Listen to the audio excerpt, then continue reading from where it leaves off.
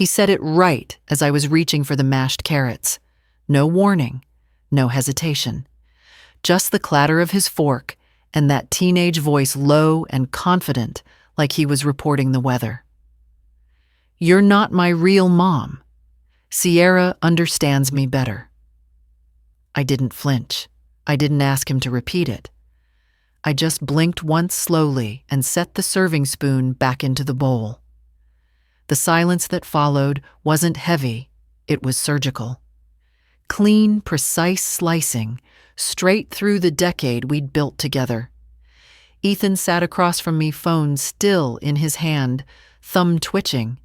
He wasn't even looking at me, just scrolling as if what he'd said was some minor thing, like commenting on the weather. I cleared my throat not to speak, but because suddenly the air in the room had changed. Dense, cooler. "I see," I said. "That's all." He finally looked up. "I mean, Sierra says you just don't get me, that you try to control everything. I don't need another adult telling me who to be." I nodded once. He took that as permission to keep going. "She supports what I want. She's helping me start a YouTube channel. We've been working on brand ideas and maybe even merch. And she said once I turn 18, I could move in full time. I just figured you should know." I was still chewing barely, but I swallowed hard. Not at the food, at the word should, as if I were just a formality now. A side note. I stood up, gathered my plate, and walked into the kitchen. Not a word. No slamming drawers, no passive-aggressive silence, just the calm efficiency of a woman who'd decided something important.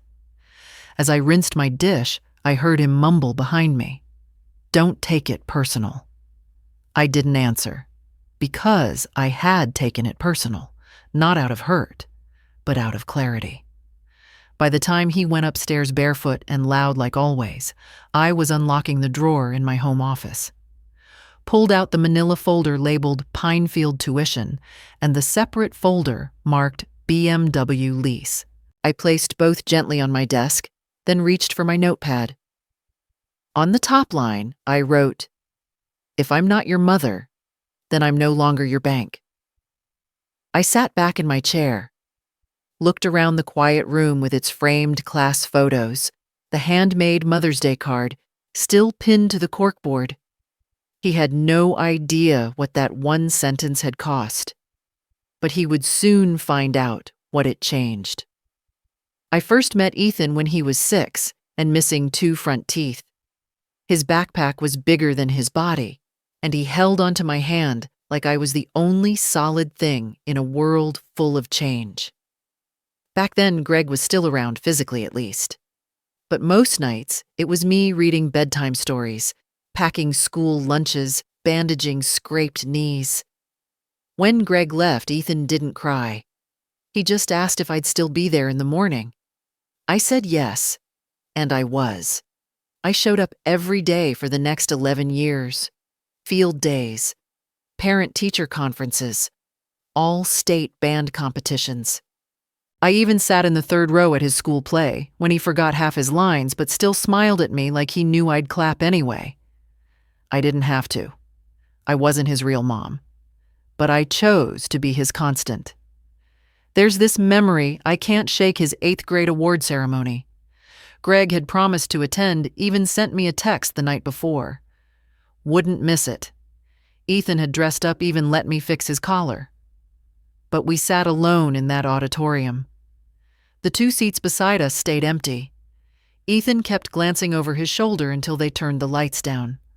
Afterward, I offered to take him for ice cream.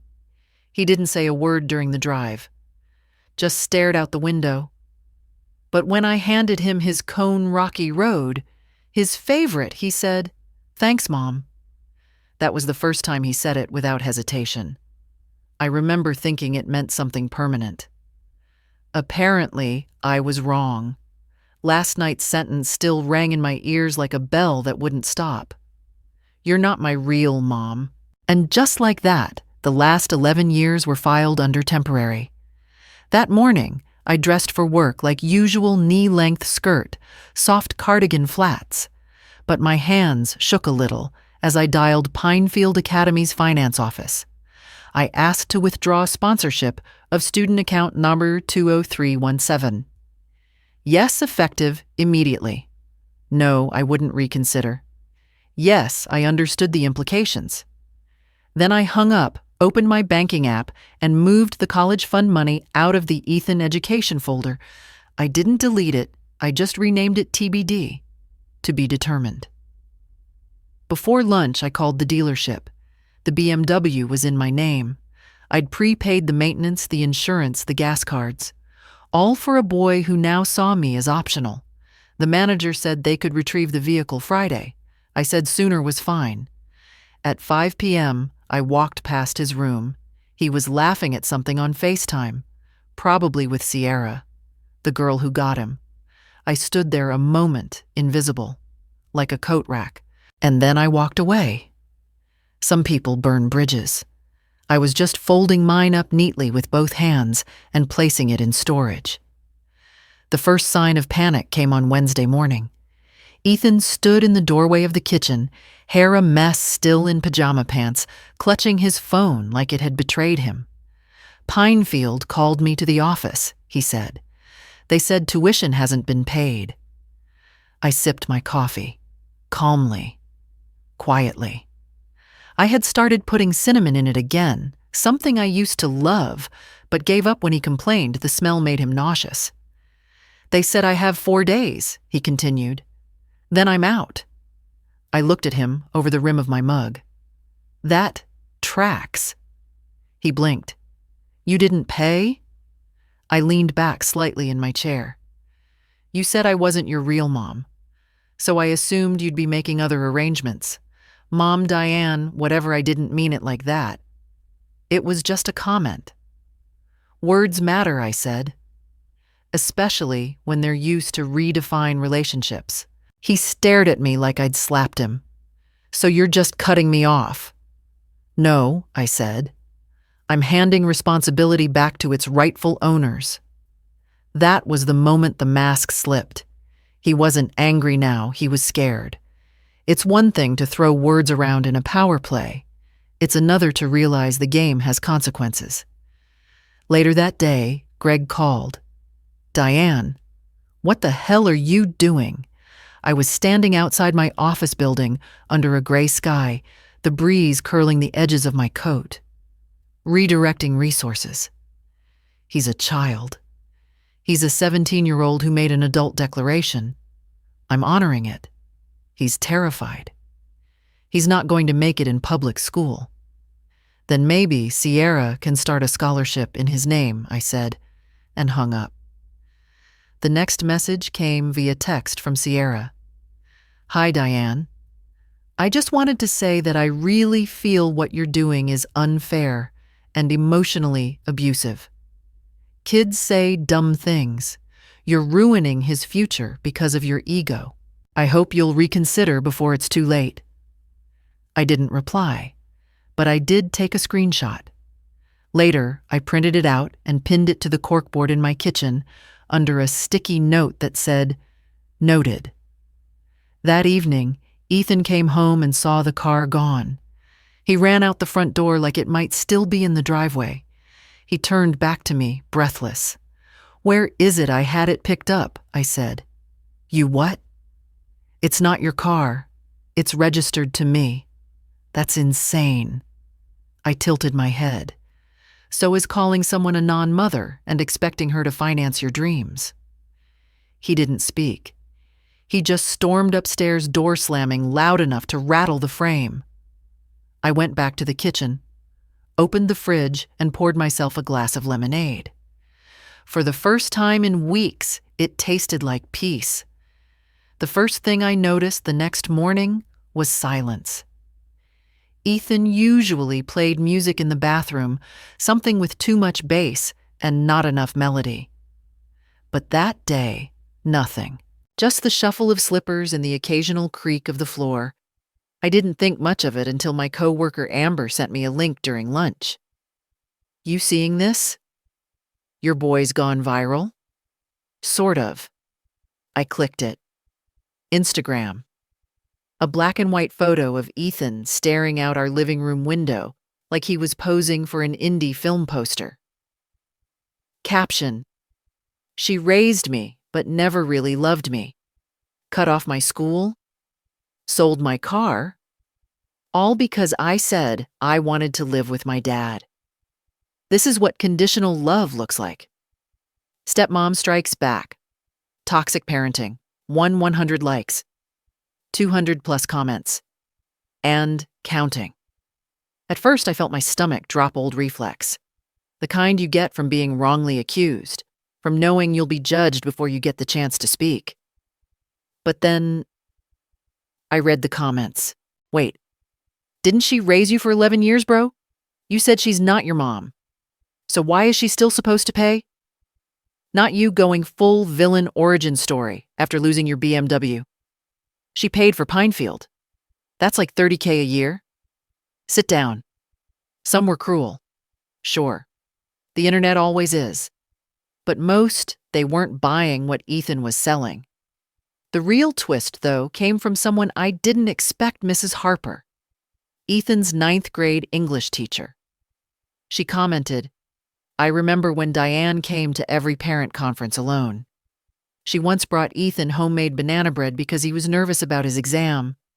Not sure this version of the story adds up. That comment alone had 500 likes. At dinner, Ethan was quiet. No music. No lectures. Just silence, and not the peaceful kind. The air was dense, like he was waiting for me to explode. But I didn't. Instead, I slid his plate across the table. Baked ziti. Garlic toast. His favorite. He didn't touch it. Finally, he asked, Did you see it? I did, I said. He looked away. People are being harsh. People are responding to the story you told. Maybe next time you'll tell all of it. He didn't argue. He just stood up, took his plate, and dumped it in the sink. I didn't stop him. I wasn't here to chase image management. I was here to protect truth. Because sometimes the truth doesn't need a mic drop. It just needs time to echo. They showed up on Saturday morning. No call, no warning. Just 3 silhouettes through the glass of my front door. Greg in his overpriced jacket, Sierra with her phone already recording, and Ethan standing a step behind them, arms folded, jaw set, like he'd been rehearsed. I opened the door but didn't step aside. Sierra smiled like we were old friends. Hi, Diane? We just wanted to clear the air face to face. Funny, I said. Didn't know the air needed clearing. I thought it was pretty obvious where we stood. Greg cleared his throat. Can we come in? I don't think that's a good idea, I said. But I'll give you 5 minutes. On the porch. Sierra's eyes narrowed a touch, but she didn't flinch. Ethan's struggling. He's made some poor choices with words, but he's 17. That's basically a walking hormone in sneakers. We all say things we don't mean. I looked at Ethan. He wouldn't meet my eyes. Greg jumped in. Come on, Di. You're not really going to throw away everything over a single sentence. A sentence, I repeated. One sentence that dismissed 11 years of my life like they were a clerical error. He didn't mean it, Greg insisted. Then he should have said that. To me, not the internet. Sierra stepped forward. We're willing to rebuild trust. But taking away his car, his school, those were emotional decisions, not parental ones. I let out a breath. Let me clarify something for you, Sierra. That car in my name.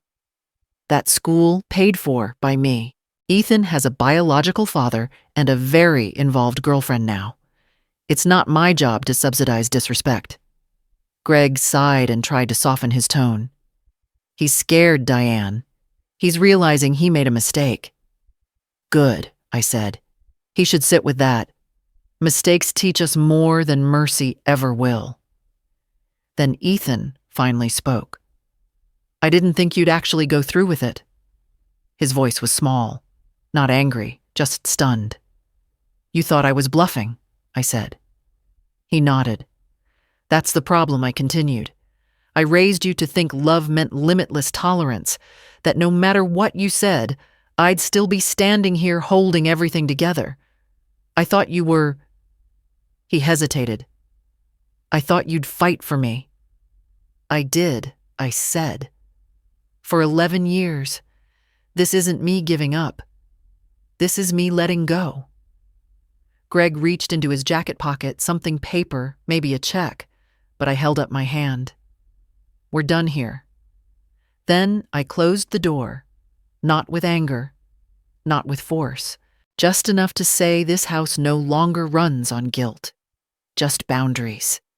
He didn't speak to me for 4 days, not a word, not a question, not even a grunt in passing, just the sound of his footsteps going from bedroom to fridge and back again. I didn't push. Silence, I've learned, has its own language, sometimes louder than shouting. Then, Thursday morning, I found the envelope. It was tucked neatly under the edge of the kitchen placemat, where I sat every morning with my coffee and local paper. Cream-colored folded 3 times my name, written in his slanted handwriting. Diane. No mom. Not yet. I waited until after work to open it.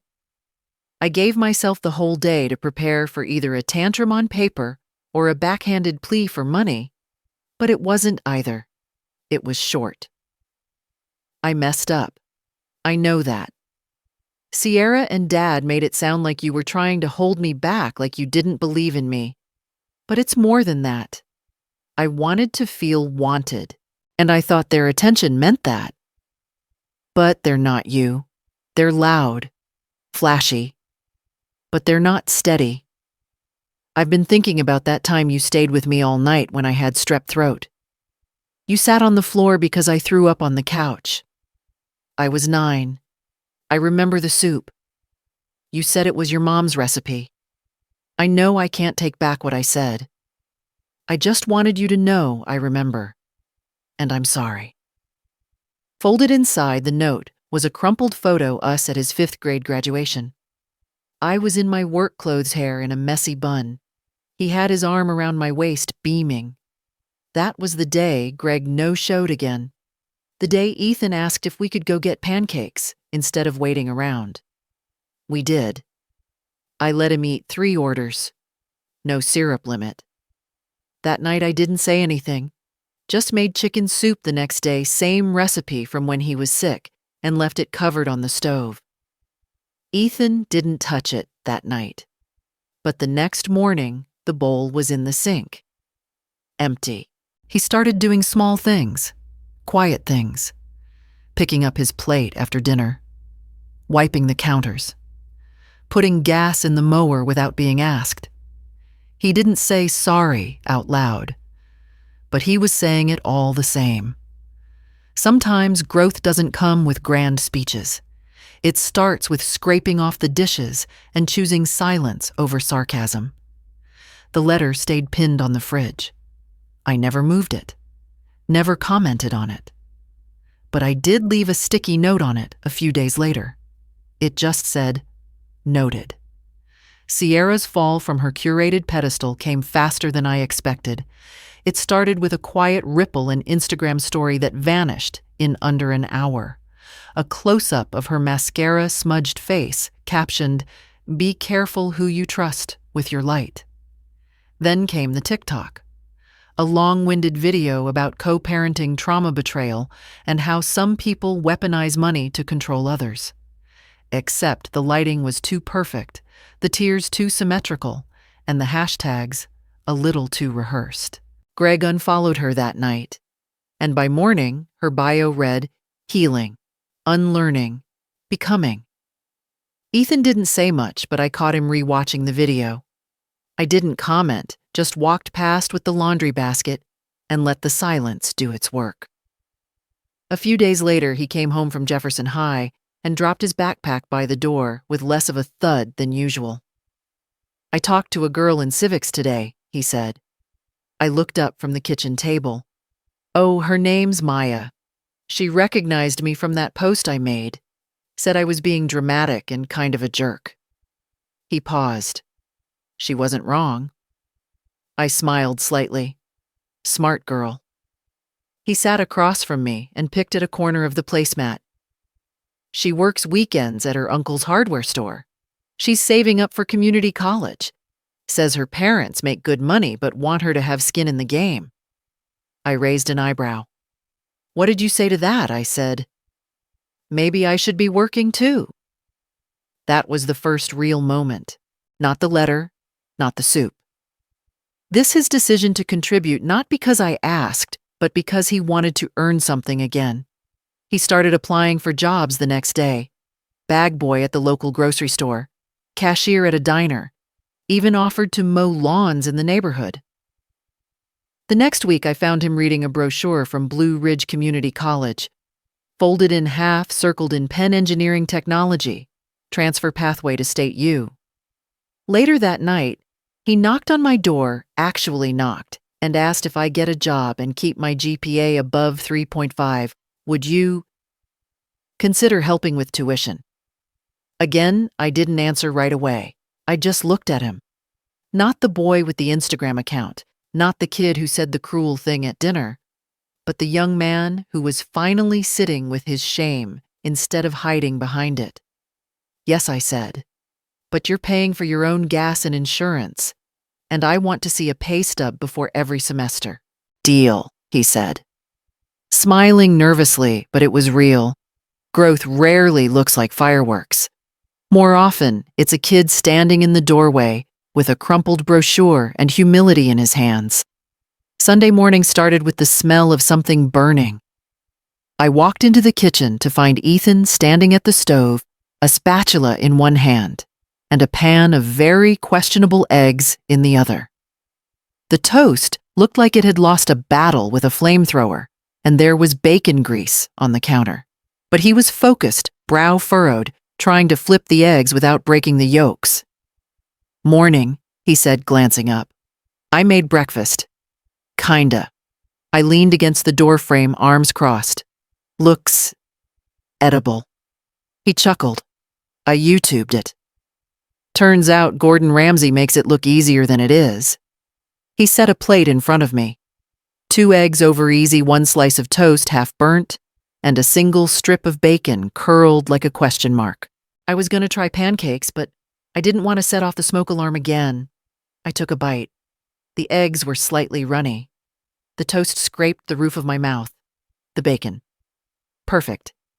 Still, I cleaned my plate. You didn't have to do this, I said gently. I know, he replied. That's why I did. We sat for a minute sipping coffee his, with too much sugar mine, with just a hint of cinnamon again. He cleared his throat.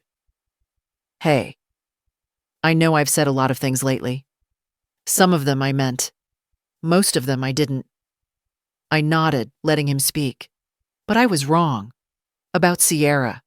About what makes someone family. And about you. He looked up then, and his voice dropped lower. You were there when I didn't even know what there meant. I swallowed, not trusting my voice yet. He leaned back in his chair, exhaled slowly, and said, Thanks, Mom. There it was. One word. Soft. Unforced. Not dragged out by guilt or pressure, just placed on the table like the plate of burnt toast and the second chance it came with. I didn't cry, but I smiled. The kind of smile that comes after holding your breath for too long. After breakfast, he washed the dishes without being asked. Said he was heading to the hardware store to fill out an application Maya mentioned. I watched him from the window, backpack slung over one shoulder a little straighter than before. Inside the hall closet, tucked behind a box of winter scarves, the manila envelope labeled Ethan. Tuition still sat. Untouched. Unshredded. I hadn't moved it. That afternoon, I pulled it out, dusted it off, and slid it into the kitchen drawer. He'd earned it back. Not because he apologized, but because he'd grown. and he called me Mom. That was more than enough.